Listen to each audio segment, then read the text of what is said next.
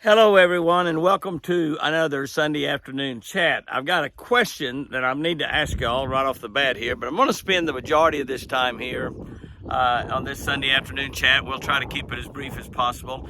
Just kind of giving you a little update about Chris. Tomorrow is 26 months.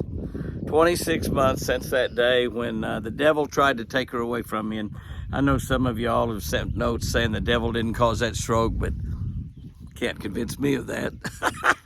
I know who saved her. It certainly wasn't the devil. But 26 months. That's right. 2 years and 2 months. That was April 5. And so here we are looking at June 5 tomorrow. And obviously many things have changed in her life, my life, Sherry and Jamie's life, all the family's lives. One of the things is they lost an incredible woman. They didn't lose that woman totally, but lost all the incredible things that she did for other people. And I want to talk about that a little bit too. But first of all, I have you a question that I want to ask. Yesterday, we got about 4/10 of an inch of rain on Friday, I guess it was. That was great. Friday night, big, nice thunderstorm, thunder and lightning carrying on. I love thunder and lightning. It was loud and it was noisy and it was bright and it was flashing. Well, I'm just in hog heaven when I'm like that. So, only rained 4/10. It rained a lot all around the states. I talked to my buddy, the trapper, Travis Townsend. He said they got over 8 inches out of his, over 7 inches. No, over 8 inches out of his mom and daddy's house out in the western part of the state. But Oklahoma's been blessed with a lot of rain. We haven't had much down here yet, but we are just a little bit ahead. But my question is, did it rain last night? Any of y'all that live anywhere around close to Daugherty, Oklahoma, Sulphur, Oklahoma, Davis, Oklahoma, Gene Autry, Nebo. Did it rain last night in the middle of the night? I know it didn't rain before midnight. I went to bed kind of early last night, about midnight, and the moon was shining. There was clouds around, but the moon, it was bright, beautiful out looking at the lake. Took Chris to the bathroom about 2 a.m. I looked outside, nothing. And then I got up about 5, and it was, things looked wet, but I didn't think anything of it. And before we went to church, I went out and checked my rain gauge. It had 1.2 of rain in it, which is exactly what we got yesterday afternoon during the Oklahoma University softball game, which we were watching on satellite. And I'm just wondering if it might have been even closer to 1.3. And I thought I dumped that rain gauge. I'm not positive. I dumped the rain gauge. I asked my neighbor across the road, and they said, well, we think we did get a little rain last night. The electricity went out. I've got a generator installed now, so I don't know if the electricity went out. It popped back on right here. But I talked to somebody else at church, and they said over at Daugherty that they thought it might have rained a little bit during the night. But 1.2 inches is a big rain. I got to know if it rained that rain or not. I got to know if it rained or I did not. I failed to dump. I've got 2 rain gauges out there. And both of them had, well, one of them is leaning a little bit. If it leans a little bit, you'll get more rain. You get the same amount of rain, but it'll tell you have more rain. And the other one's perfectly straight like they're supposed to be. But one had 1.2 and one had 1.3, which was the exact same amount we got yesterday afternoon around 3 or 4 o'clock. It's just a great rain, man. It rained hard. It rained for quite a while. 1.2 inches, 1.3 inches, yeah. But whatever. Anyway, I don't know if I dumped it out or not. So if it rained last night, if it rained last night and you know for sure it rained anywhere around Twin Eagle Lake, which is south of Sulphur, north of Ardmore, near Gene Autry, Oklahoma, near Daugherty, Oklahoma, near Sulphur and Davis, let me know if it rained. Or I really believe that I dumped those gauges out last night. I wrote down the amount in my book, so I think I dumped those gauges. I can't remember for sure. I've been taking for the last couple of months. I think I took 2 bottles of it. That medicine, that memory medicine, is supposed to help you remember things good. They advertise on TV. I can't remember what the name of it is. I should have said that. Prevagen, that's the name of it. Prevagen. It must be helping because all of a sudden that popped into my mind. And I've taken it for almost 2 months. I've got a few pills left. I think I'll buy another bottle, try it again. I'm not sure it's helping my memory or not, since I'm almost positive I dumped those rain gauges. But then I just got to know, did it rain last night after midnight, sometime before daylight this morning? That's what I got to know. So if you know for sure, has that happened around anywhere where Twin Eagle Ranch is, let me know. Apache says he didn't get any rain up at his house. He lives up by the front gate, which is 2 miles away. And I guess I have cameras. I could check some of the cameras and see if I see rain. I might just do that. That might be a better way. But let me know if it rained anywhere close to my ranch.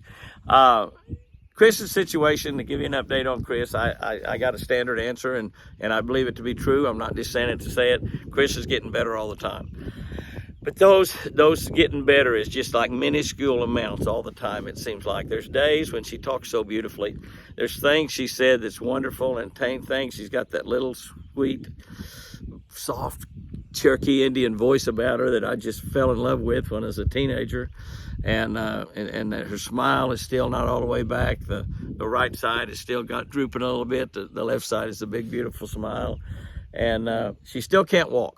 That's the biggest problem. And she can't walk because she still cannot keep her balance totally. I have her balance every day, many times during the day, and she's getting better at it, but she's just got a long way to go from a balance standpoint. And she can't remember much. She'll remember things, but then many, many, many other things are just gone from her memory that I ask her. Precious memories that I have that were precious to her as well, that she just can't remember. We'll talk about something occasionally, and she does remember. In the last couple of years, we've lost several of our friends, as happens as you get a little bit older in life, and she remembers pretty much all of those friends. But at times, she's just like a little girl. It's just like living with a little girl at times.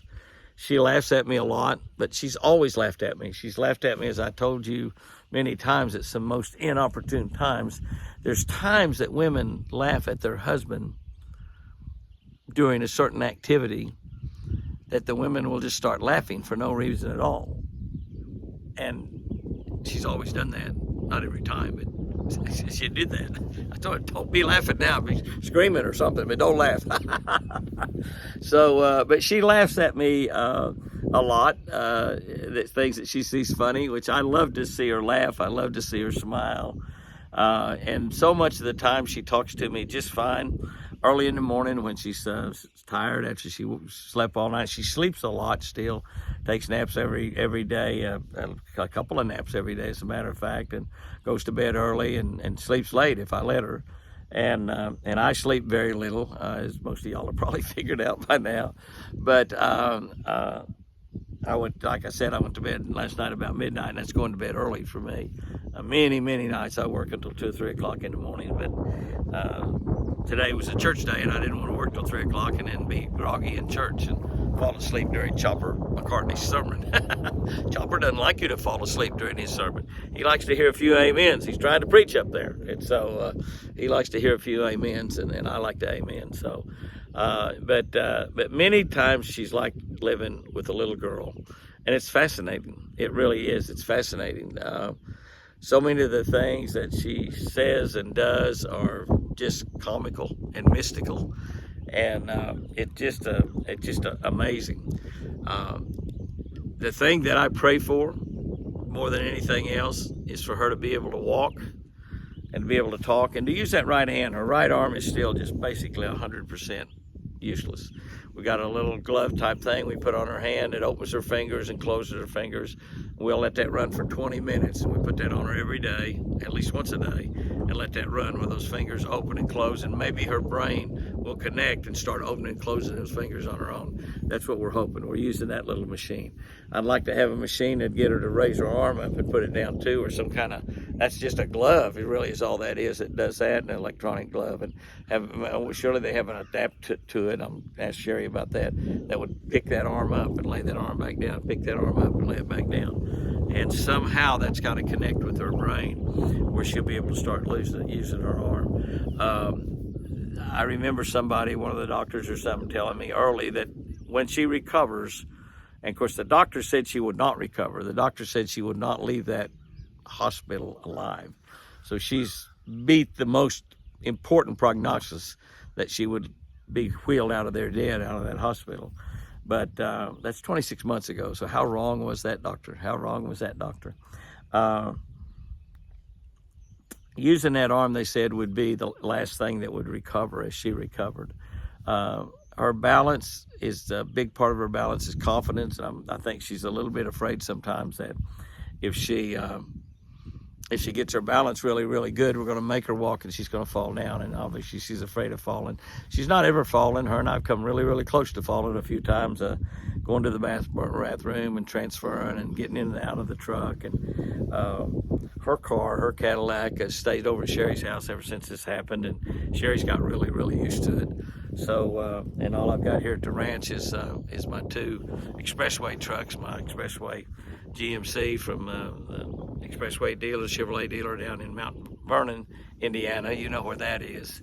And my Ram truck that I get from Expressway Ram up in Evansville, Indiana. And they're both four-wheel drive trucks. And my four-wheel drive Ram is pretty high, and it's a little bit hard to put her in that truck because I've got to get her foot up on the side, and then I've got a booster up there in the seat. It's a pretty high boost, and I just am not as strong as I used to be. I know most men will never admit that, even if they're 80 or 90 years old. And but I know, because I throw around 50-pound sacks of feed and 50-pound sacks of corn all the time. And can I tell you, I like the 30 and 40-pound sacks a lot better. I complained when they went to 40-pound sacks of corn. Now I love it. I love 40-pound sacks of corn. But actually, I give her a boost there and pick her up in there. She tries to push down with her good leg to help me a little bit, and I'm sure she does. But she's gaining a little weight. I don't know how much. We are going to the doctor this week, going to our doctor in Ada, Dr. Langley, a beautiful, intelligent, tremendous lady doctor in Ada at the Indian Hospital there, the Chickasaw Indian Hospital. And I take her for a Botox shot in Tulsa this week. She gets Botox in her arm and in her leg for her muscles. It's not anything the doctor said, "I can't make you look any better, Jimmy." And I said, well, I could sure stand some help. but anyway, that's this week. And so loading her in and out. Sherry did get us what she called a car chair, which is a really light chair that we use in the car now, and we just use that for one in the car. We have a travel chair. We take her on trips when we fly. We haven't flown anywhere in quite some time now. I guess last time we flew was last November, going out to the SEMA Auto Show, working for Shell Rotella out there, and took her to see Cirque du Soleil and had a great time at Vegas. But the thing that I pray for me, the thing that I ask most is for her healing. Her healing is the most important thing to me right now. And not that it'll make a change in my life, there's no doubt about that, but it'll make such a change in her life. And she's going to be able to walk. That will be a huge change in itself. And when that happens, it's going to end. But I've talked to God every day about that. And I keep telling God, and I don't know, it might be right for me to tell him this. I think that, she's been such a precious angel all of her life and been so good to so many people all of her life and served so many people in a Christian, womanly manner all of her life that I believe she deserves to be healed. I think that she deserves it. She's gone through 26 months of suffering and not pain. One of the things that's happened through this whole thing is, other than lifting her right arm up a little high, that hurts, but she has had no pain. Of course, she can't feel the right side of her body, so whatever pain over there, she wouldn't know it anyway other than that shoulder. And but I've talked to God and said, God, the lady deserves to be healed. She deserves to be healed. And Lord knows, I've got plenty of faith for her and me to both put together. I've got lots of faith. All I have is faith. I've got so much faith that she's going to be healed. And I'm really amazed or surprised, I guess you would say, that she's not healed already. I felt like if somebody was to say, well, Jimmy, 26 months down the line, do you think she's going to be healed? I'd say, absolutely. My God is so big and so powerful that, yes, he will heal her. And he certainly could. While I'm sitting down here on the dock doing this Sunday afternoon chat, he could be 100% completely healing her up there in the house right now. And if that happens, I'm not going to be shocked. I'm not going to be amazed. I'm going to be thankful. I'm going to be grateful. And that could happen. But it seems that God has chosen to heal her over a long period of time, 26 months. It's been a long period of time already. And I don't know how much longer it will be, but I know that my beautiful angel's she's gonna walk again. She's gonna talk perfectly, and she'll be back out there in that boat with me fishing one day. I just know that will happen. I'm just absolutely confident that will happen. The other thing I pray for is strength for me and patience for me. I've kidded all my life that I've never ever prayed for patience because I was afraid God might give it to me, and I really didn't want to be a patient person. And I know the Bible says patience is a virtue. We all want to be virtuous, but I thought I could perhaps leave that part of it out and still be virtuous. Obviously, that's not true. But I pray for patience because so many times this deal of taking care of Chris just gets overwhelming. Taking care of Chris, doing 1,000 videos a year for social media, doing 39 television shows, making 60 or 70 personal appearances around the country at shows and conventions and boat stores and tackle stores and Bass Pro Shops and Cabela's and churches. And I love doing all that stuff. I meet with thousands and thousands, tens of thousands of y'all out there every single year, eye to eye. Eye to eye, as they say, person to person. And it's been one of the things that's I've loved so much, and all the time that I've been doing this for a living. And we were not doing 130 personal appearances like we used to back before COVID, but we still, I think, did like 669 or something like that last year. So I'm getting inching up a little bit closer to the 100 personal appearances. And still enjoying those appearances, still loving meeting with everybody out there, whether it's people that's watched on television for 40 some odd years. 46 years we've been doing that television show. 46 years, absolutely incredible.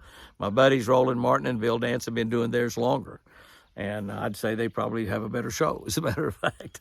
But both of them are tremendous fishermen, great tournament fishermen, as well as just great fishermen, great friends, and great people, just good people. Those guys have done so much for fishing over the years, and they've helped so many people that it's incredible. It's just absolutely incredible. I love them both like a brother, although I kind of look at both of them like a father. I kind of look at them like my fishing daddies, just see those guys. I'm just like a lot of y'all. I learned from them on television just like you have back when I was a kid. But, but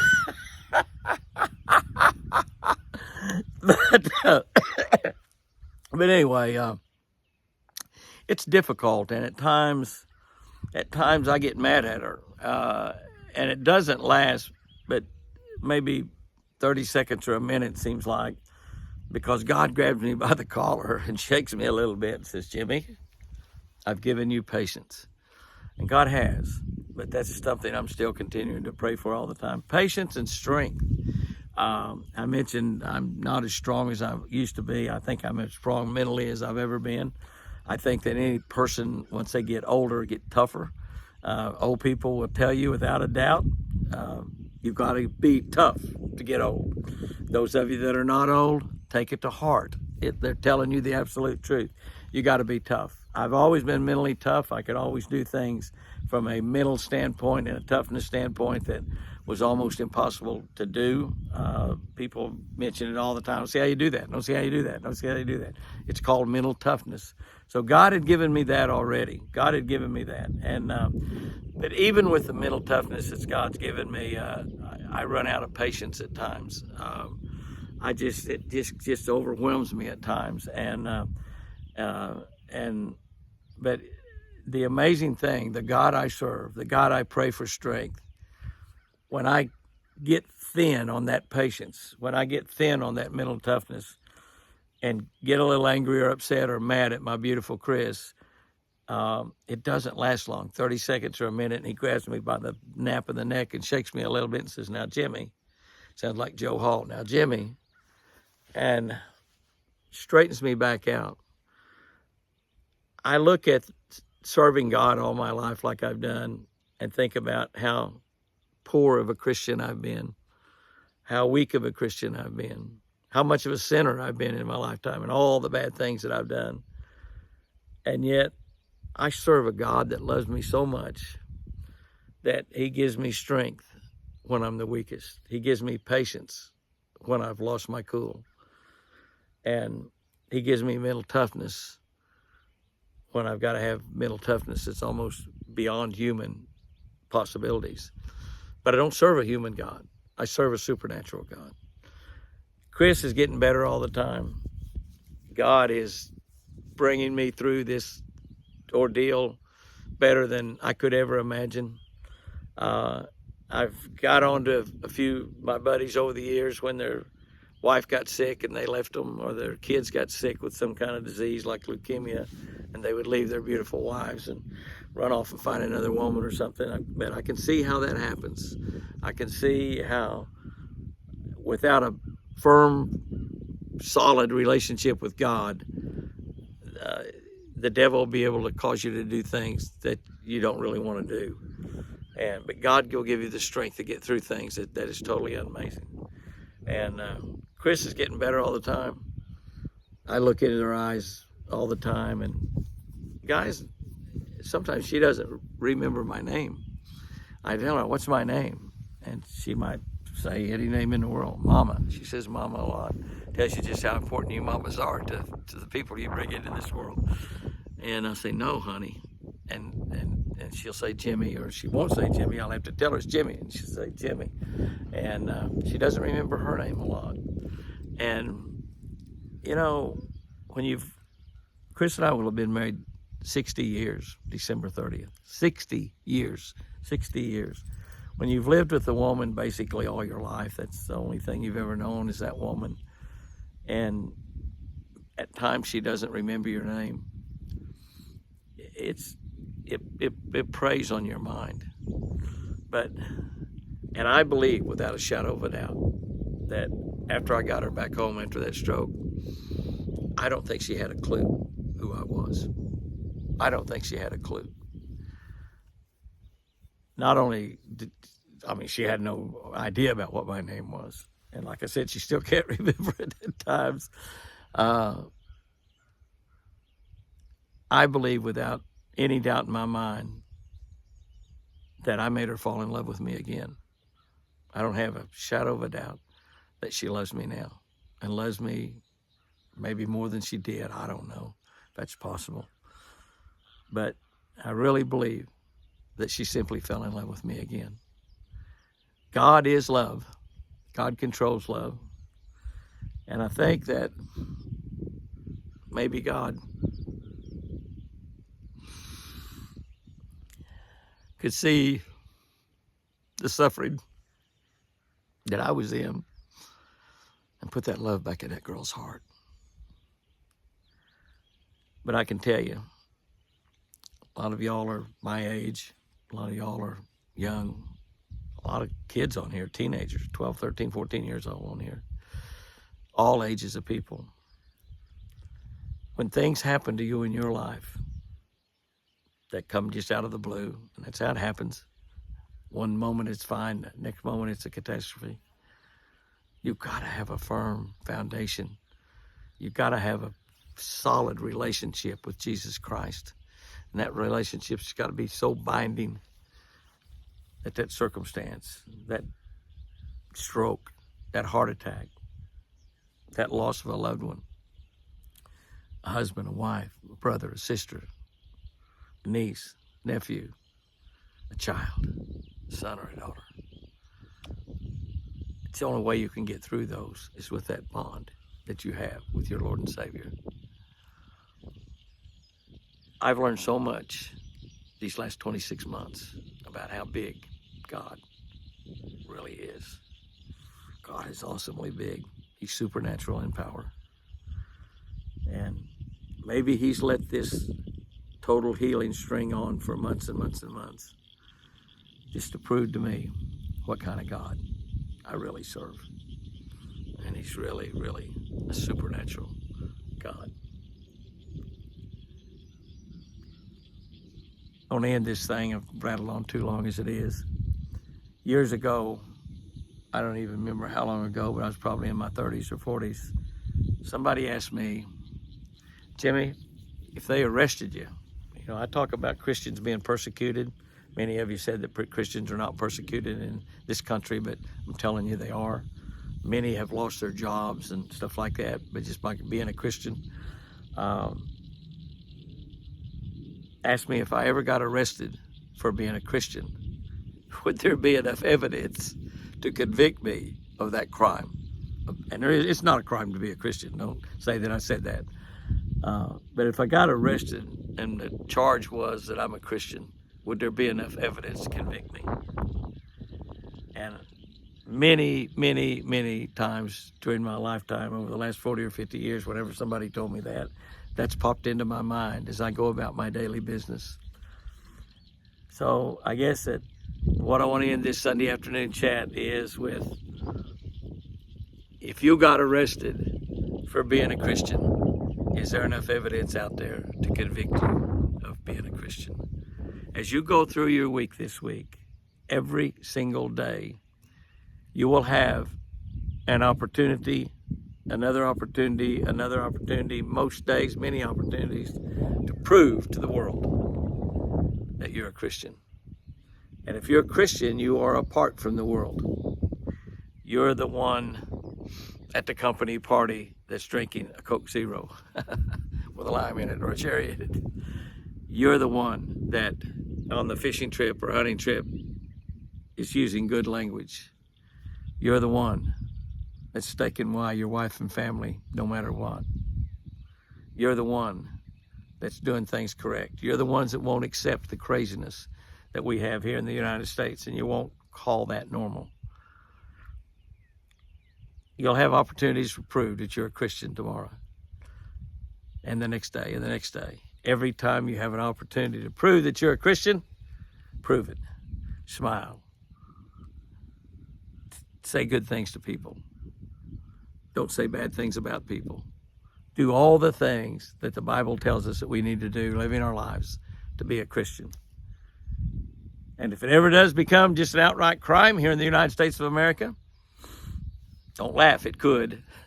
I hope not, but it could.